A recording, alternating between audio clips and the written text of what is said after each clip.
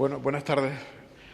En primer lugar, quería, por supuesto, sumarme a los agradecimientos habidos a la organización y a los organizadores, a las dos partes, ¿no?, que componen este intento muy positivo de manifiesto. Cuando me llamó Juan Manuel Palerm para invitarme a este acto, me comentó que hablase sobre el punto 18, ¿no?, del manifiesto, que es el que consta en el programa, y que ese punto 18 trataba sobre el proyecto de paisaje, ¿no?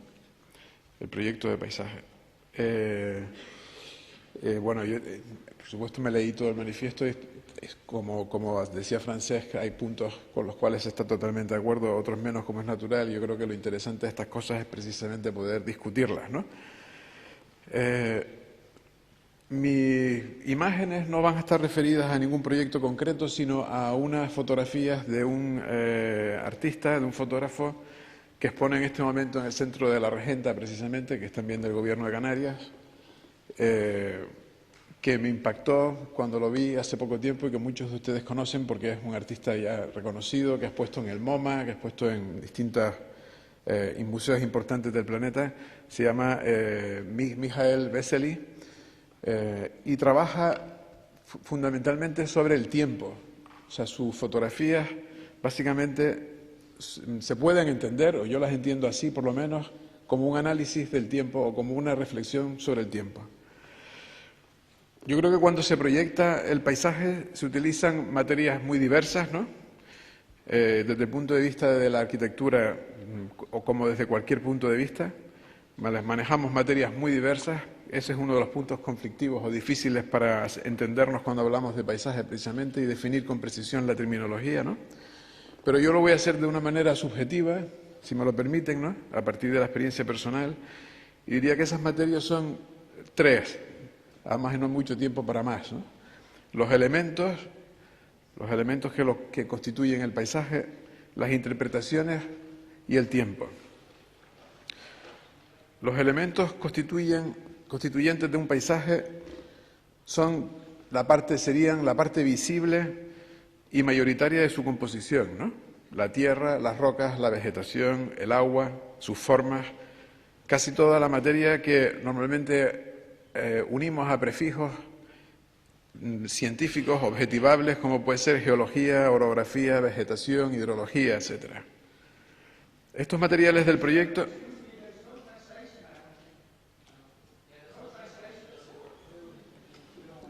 Sí. Vale.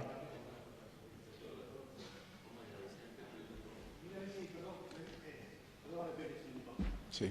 Revise, me comentaban antes que revise por favor el canal 1 o 2.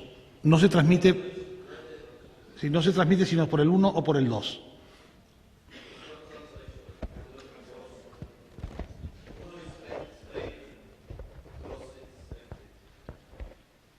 Bueno, a ver qué nos dice. Perdón un segundo, perdón, Pepe. Sí. Sí.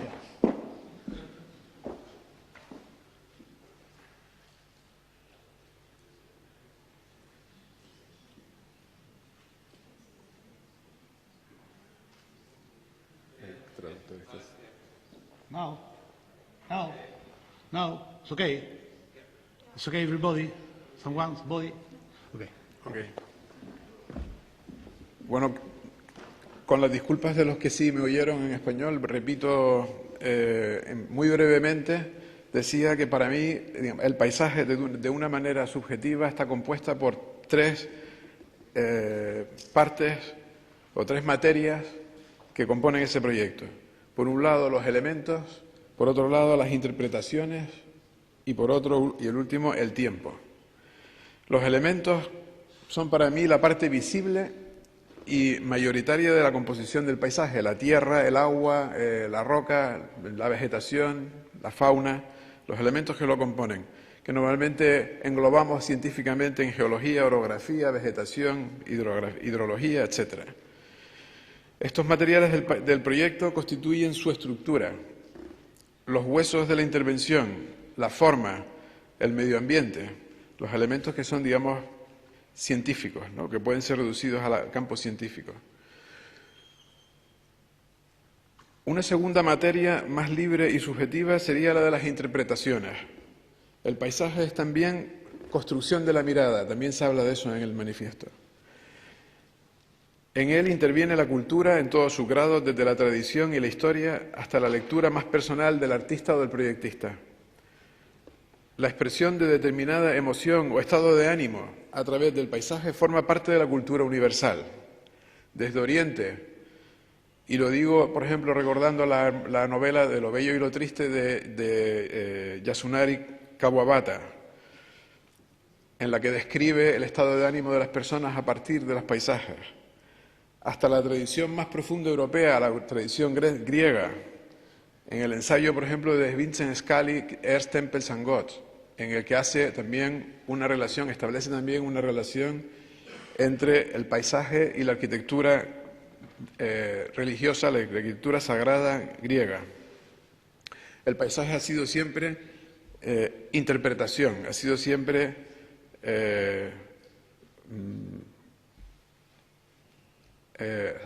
digamos, caracterizado de forma humana, interpretado de forma humana o traspasado a través de esos sentimientos humanos, emociones humanas. Bueno, no he ido pasando las imágenes, estas imágenes que paso a continuación, que son también, por supuesto, de Vesely, son exposiciones fijas de 2 años o 3 años de duración, con una cámara, con un obturador muy cerrado, de manera que se exponen durante, captan lo que sucede en ese emplazamiento durante 2 o 3 años continuados, ¿no? De manera que se puede observar, como pueden observar, cuando se construye un edificio, se ve desde la cimentación de la primera fase del edificio hasta el final de ese proyecto, de esa construcción, ¿no? Lo mismo que se puede ver, por ejemplo, el desplazamiento de la órbita solar a lo largo de esos 2 años o 3 años que ha durado esa fotografía, ¿no? Cómo se va desplazando entre el invierno y el verano, esa órbita solar a lo largo de ese tiempo. Por último, y por eso estas imágenes, el factor clave y más complejo para mí es el del tiempo, como decía antes. Si en esta fotografía del florero podemos imaginar que han pasado 2 semanas, quizás 3 semanas, lo que tardan esas flores en morir, ¿no? En estas fotografías de la ciudad pueden pasar 3 años, 5 años o 10 años para que se pueda percibir, digamos, como esa estratificación de elementos que van sucediendo a lo largo de los años, en la que vas viendo desde la cimentación hasta el remate. ¿Cuántos años necesitamos para tener, digamos, esa fotografía del tiempo en el proyecto de paisaje? Introducir el tiempo como materia de proyecto siempre es difícil. El año pasado también lo hacíamos, hace 2 años en la Bienal anterior, ¿no? También lo hacíamos en uno de los proyectos que presentamos a esa Bienal. Tratar de introducir el tiempo en el proyecto es siempre muy difícil. Y muchas de las intervenciones de proyectos, especialmente las urbanísticas y especialmente las paisajísticas, las que llevan más desarrollo en el tiempo, se encuentran con esa enorme dificultad.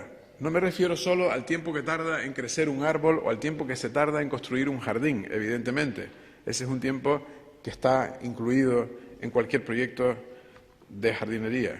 Me refiero al tiempo necesario para la adaptabilidad, para que se produzcan las múltiples lecturas, para que se produzca la estratificación, la secuencia, la evolución, el tiempo, en definitiva, que permite construir nuevas interpretaciones y nuevas lecturas de un paisaje determinado. El proyecto del paisaje abarca el tiempo pasado, o sea, la cultura, la idiosincrasia de la sociedad, su nostalgia, que se cita en el punto 18, ¿no?